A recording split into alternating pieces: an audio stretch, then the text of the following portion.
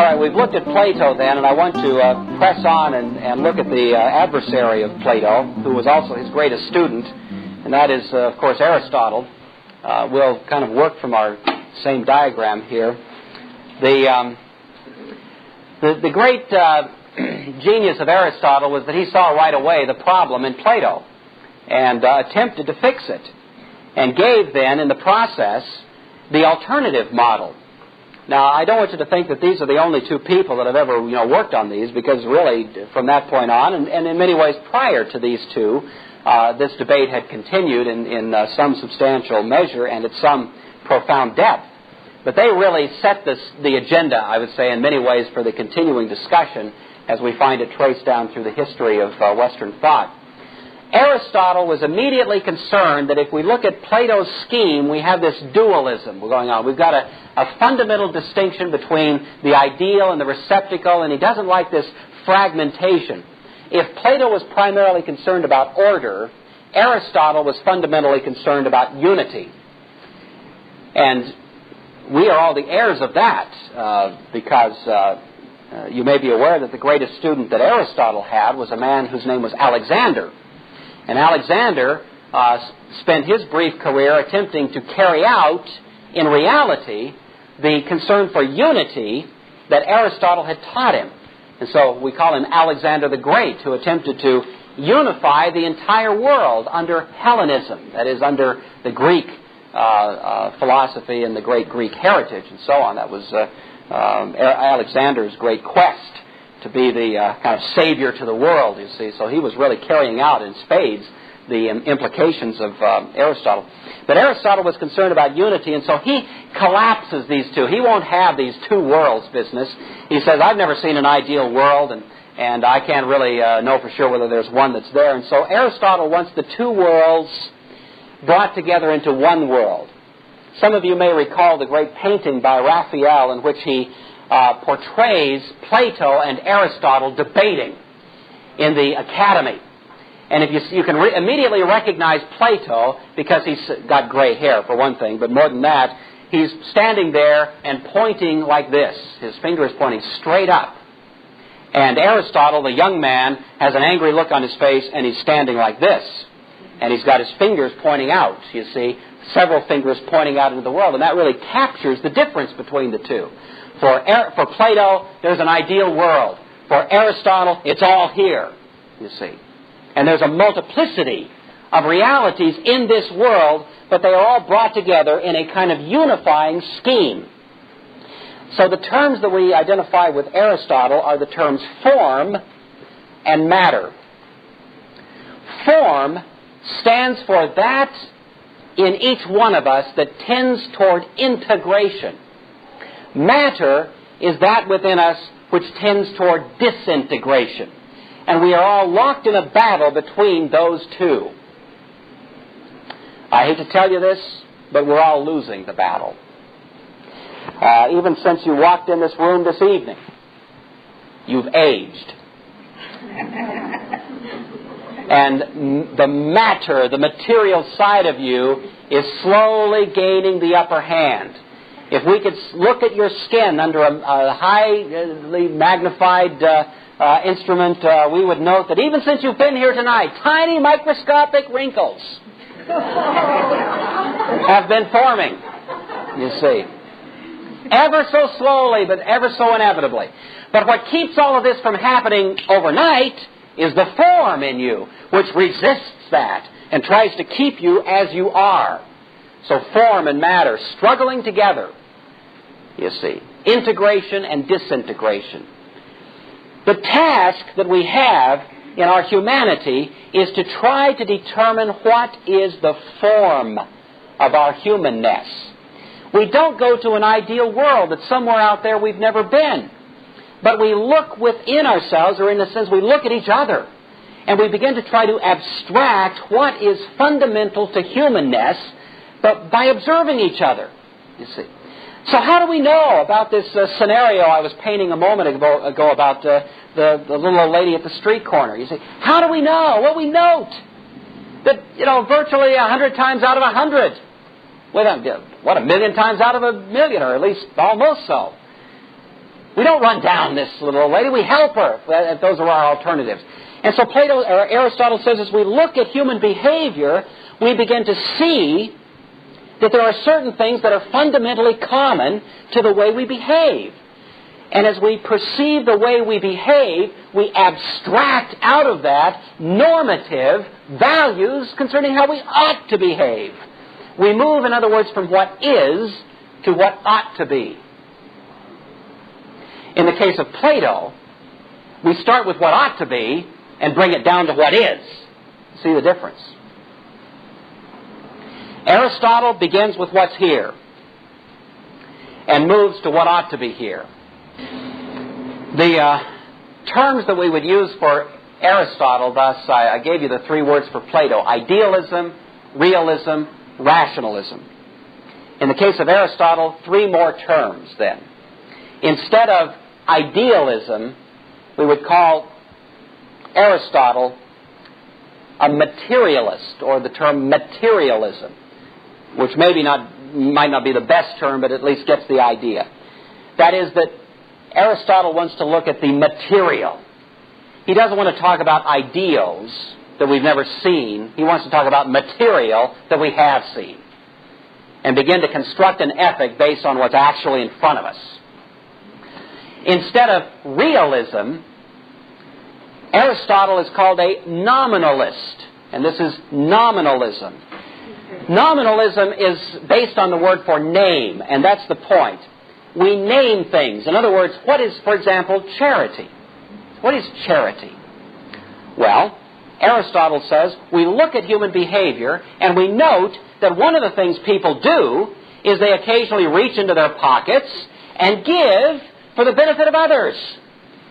Now, they give in different ways. Some people give a lot of money. Some people give a little money. Some people give through a charitable organization. Some people give through some other instrumentality. There's all kinds of variations on the theme, but fundamentally there's still a common denominator that ties all of those behaviors together, so we generalize and abstract from all of these concrete behaviors and call that by the generic name charity. But charity isn't something that came down to us from the ideal world, for goodness sake. It's something that we simply observed in our behavior, and then we gave it a name. So he's a nominalist rather than a realist. We don't have real ideals. We have names for material behaviors. So he's a materialist, a nominalist, and finally, rather than being a rationalist, he is what's called an empiricist. He doesn't want to move deductively from the universal, the major premise, to the minor premise, to the conclusion. He wants to really start at the other end. He wants to look at what's there. He wants to see what's out there, in a sense, in a scientific kind of examination, quantifying his findings, statistically analyzing his research, and then generalize out of what he's finding by his research certain universals, but the universals are propped up by what's actually being observed. So do you get the difference? There's a profound difference between these two. Two of the most basic ethical theorists you see in the history of the West grappling with this problem.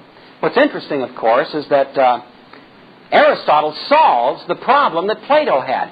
Plato, I was saying, had a fundamental problem at the point of epistemology. The problem is the problem of knowing. How do we know about that ideal world? Plato can only ask us to try to remember it, you see. Aristotle says you don't have to remember anything at all. All you do is you go out and look at what is concretely here. In other words, he has great epistemological strength because it's a matter of actual scientific investigation. You look at 1,000 people who drive up to an intersection, and 1,000 times out of 1,000, they don't run over the little old lady. You therefore have good, solid, quantified statistical verification for a principle which grows out of actual observation. That's very strong epistemological basis, you see, stuff out of which to construct an ethic. But Aristotle's got an ontological problem. And while he's epistemologically strong, he's ontologically weak. Think about this for a moment. My little old lady example is probably a pretty easy one to resolve. But let's just say that we have a certain society in which 51% of people believe that a certain practice is wrong. But 49% of the people believe it's okay. Okay. Now, I'm not going to name any, I'm not going to suggest anything yet. I just want you to try that one on. You can just imagine in your mind some ethical dilemma in a given culture in which 51% of people believe that a certain practice is wrong, but 49% think it's okay. Okay. And then let's say that this particular culture is the United States of America, and that the people are polarized over a certain ethical dilemma. And it's a very fine split right down the middle where you have people on both sides of the issue who are strongly divided, who are thoughtful. It's not like there's all the dummies are on one side and the smart people on the other. It's not anything. You've got very thoughtful people on both sides, people that feel strongly on both sides, and it's 51 to 49 on this issue. And then let's say this. Let's say that Madison Avenue conducts an ad campaign over a course of about a week, and they use every sophisticated, technologically advanced method that is available to them to create impressions and influence the way people feel about this particular ethical concern. They use radio and they use TV and they use all kinds of sophisticated technologies to create impressions. These are not necessarily based in fact. They are simply the ways in which advertising can manipulate feelings and opinions of people in subliminal kinds of ways. And they harness all of the apparatus at their disposal to change people's thinking. And 1 week later, a poll is taken, and 1 week later, 51% of the people in this country think that particular practice is okay. And only 49% now think it's wrong. That does happen, you know. Now, the question I want you to think about is this. What happened to the categories of right and wrong in that particular process? I mean, is it safe to say that right is by definition what most people prefer? You see. Is that what the definition of right is? And does that mean, therefore, that what was right a week ago can be wrong today because 2% of the people in this country changed their minds for who knows what reason? And now only 49% hold the opinion that 51% held a week ago. Does that mean that black has become white, that what was wrong has now become right? If that's true, then I think we have to conclude that in the final analysis, there is no such thing as right and wrong.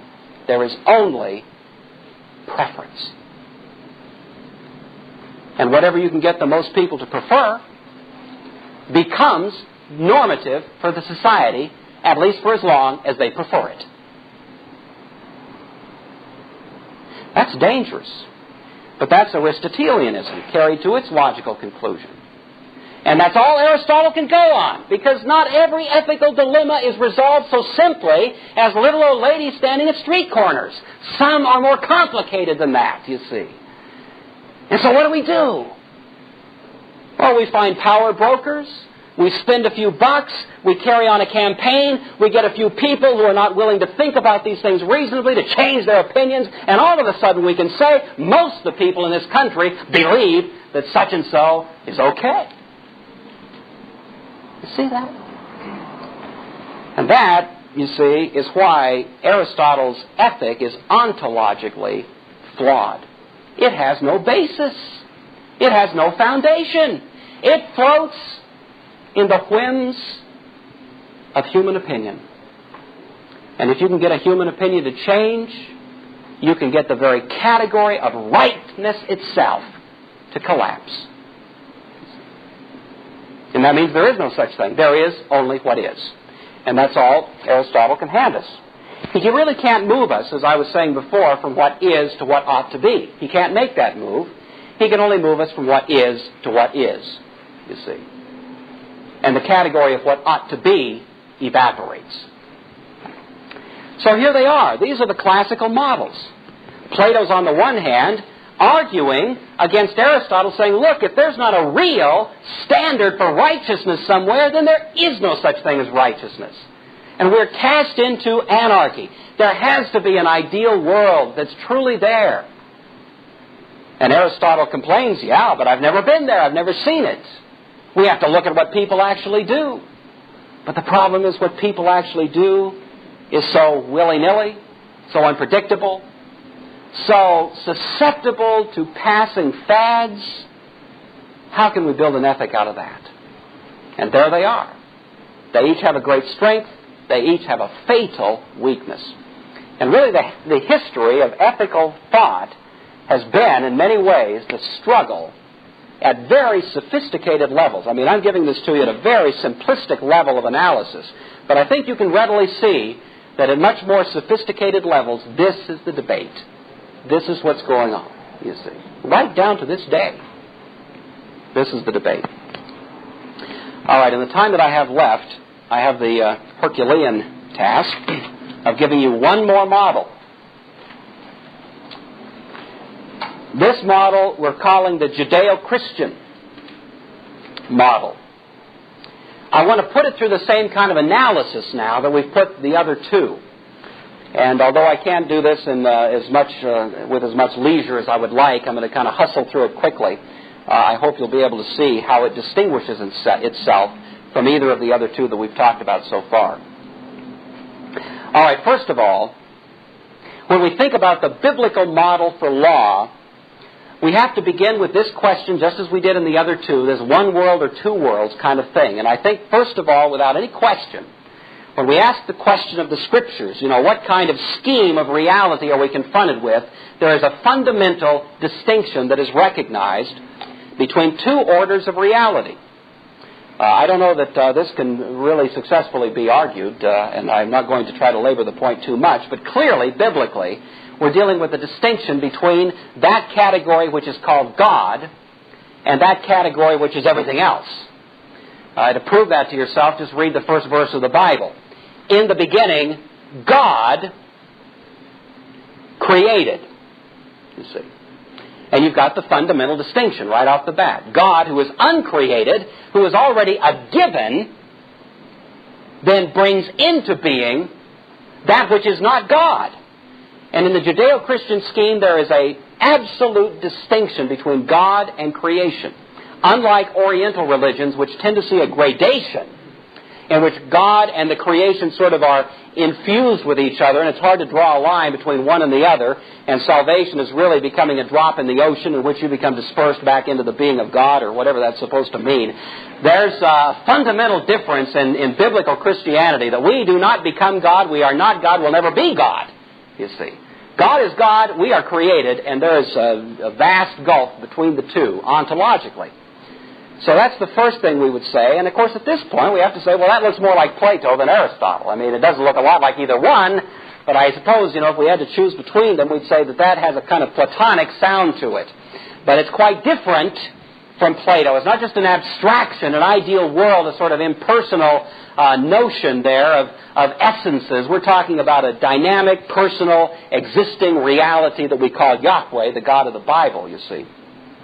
Now, the second thing that we would note about the biblical approach is that not only do we have these distinctions between God and creation, but we have a further distinction between what we'll call the supernatural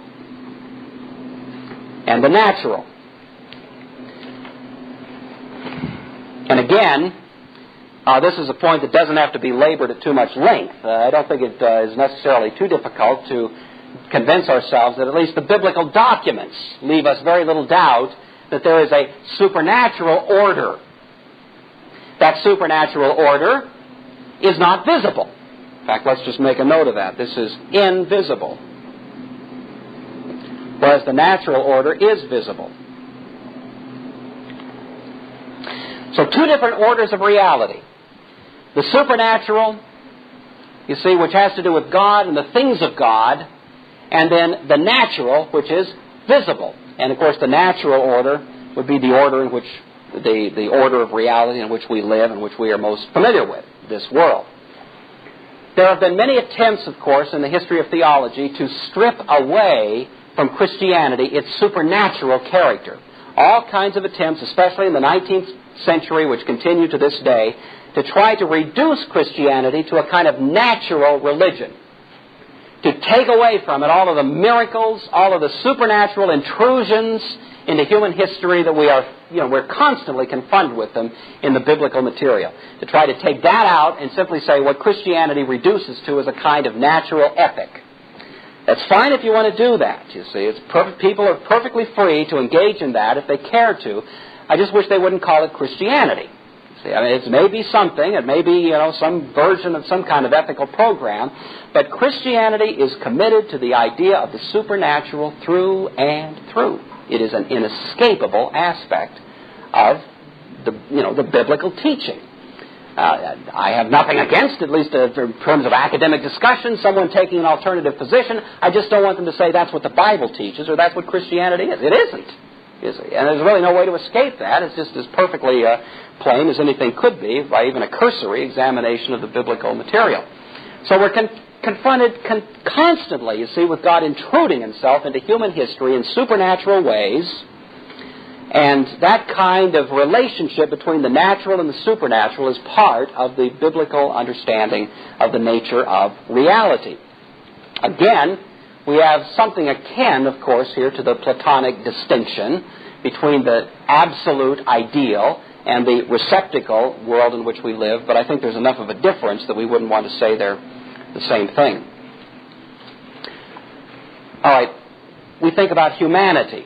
We looked at Plato and Aristotle's view of humanity, and just briefly, the biblical understanding of humanity is that we, number one, are created in what's called the imago Dei, or the image of God, which is an interesting idea, has been food for a great deal of thought, but probably reduces at its heart to something like this.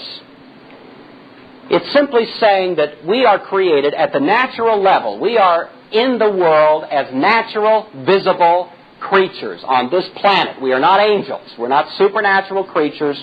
We are natural creatures. But we have a distinctly unique capacity to do something the other creatures can't do. And that is, we have the capacity to reflect, like an image, as it were, the face of God, or the dignity, or the glory, or the holiness of God. Something kangaroos can't do, you see. Monkeys can't do this. We have a corner on the market as human beings. We can do something the other created species of living beings on this planet can't do. We can somehow, and I'm just going to kind of illustrate this, if we can picture, here's our human. Here's God, who is invisible, and in some kind of way, the invisible reflects off of us like a mirror, so that as, in a sense, the creation looks at humanity, it can see the face of God, see the dignity of God, the glory of God reflected. We make the invisible visible. We show the face of God to the rest of the creation. And thus, the biblical material says, let us create man in our own image, after our likeness, that they may have dominion. It's a situation in which we, because we have this capacity to mirror God's dignity, can therefore carry out his rule, as it were, as vice-regents on this planet. It's a very high calling that we enjoy as human beings. That's one part of the biblical teaching about our humanity, but of course the rest of the story is that we are fallen. That something happened to the mirror. That, to put it in simple terms, it was shattered. And so we are created in God's image, but sin has intruded, we have disobeyed, and the capacity to reflect his glory has been destroyed, or at least heavily impaired. It's like a mirror that's shattered. I don't know if you've ever looked at your face in a mirror that's shattered. You see something there, but it's not quite right. You got an eyeball over here, you got a chin down here, strange angles, jagged shapes. It kind of distorts what you thought your face looked like. A shattered mirror doesn't give a clear reflection. It's kind of like a Picasso painting. So you look at it and it's not quite what you were expecting to see, you see. All due respects, of course, to Picasso and all appreciators of him. But you know what I'm saying? That there is a kind of distortion that we experience. And that's kind of the idea with this capacity to reflect God's glory. The mirror has been shattered. So the face of God is in a sense still reflected, but now it's a strange and distorted and perverted image of God. Now it's no longer the pure reflection of the dignity of God, but there's a kind of indignity about it. There's a kind of strangeness about this image of God that we reflect, you see. And so something has happened that has destroyed the original created intention. All right, now to be rather abbreviated then, we talk about law or ethics and how is it understood biblically. The purpose of law biblically, and this goes for law, this is law as law, not necessarily the Ten Commandments or any particular biblical law or religious law, but this is simply the function of law generally speaking. Even the law wielded by the civil magistrate, you see, just the law that is part of our life in society generally. That part of the purpose of law is to impose external, objective structures that, in a sense, repair the image to some degree. That is, they repair the mirror. It's kind of a Band-Aid solution. It is not the ultimate solution in which we are finally, as the Scriptures would say, glorified or brought to some kind of reinstatement of our original condition.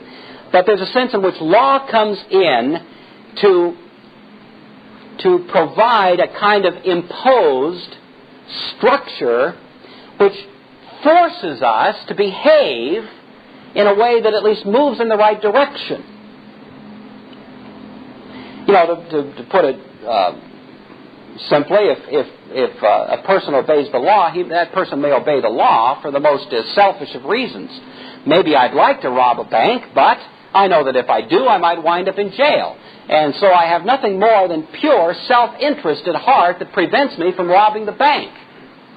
Well, that's not the best of motives. I mean, it'd be better if I had a higher reason, a better motive for not robbing the bank, but frankly, it's still good. Even if it's just pure fear of the sword of the civil magistrate that prevents me from committing the crime, I've still desisted from committing the crime. I've still, you see, at least moved in the direction of an orderly approach to social life, rather than a disruptive approach.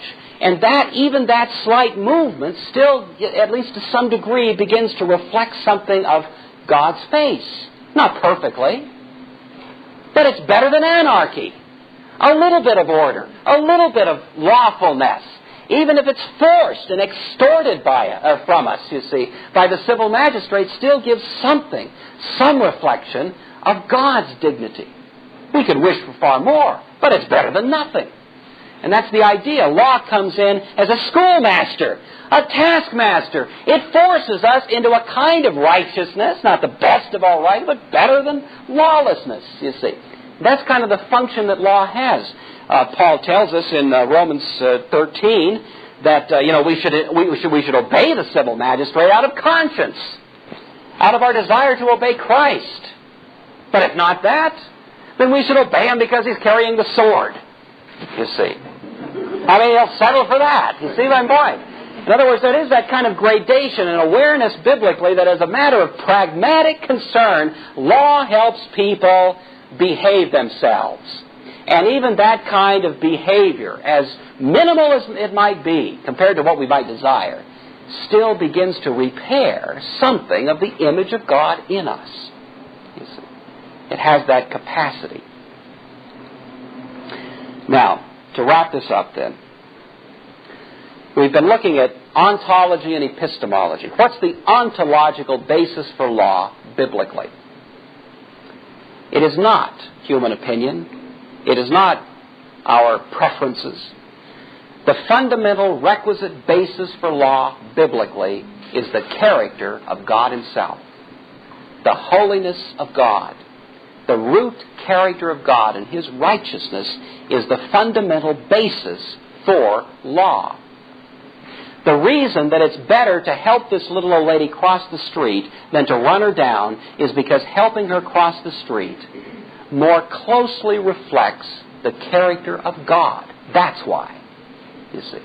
There's a reason, an objective, external reason out there in the realities of the universe and in the person of God Himself that explains why some things are good and some things are bad. And frankly, if 99% of the people on this planet disagree with God, it doesn't change the categories of what's right and wrong. Paul says, let God be true, even if every man's a liar. You see. So there's an ontological basis for morality and for ethics, which is fixed and permanent and absolute. It gives Plato everything he wanted. A firm basis for ethics. But what about epistemology? Have you ever seen God?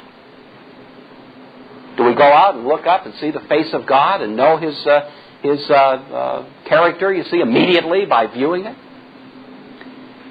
And the Judeo-Christian response to that, and especially the Christian response, maybe I should say, is the answer is yes.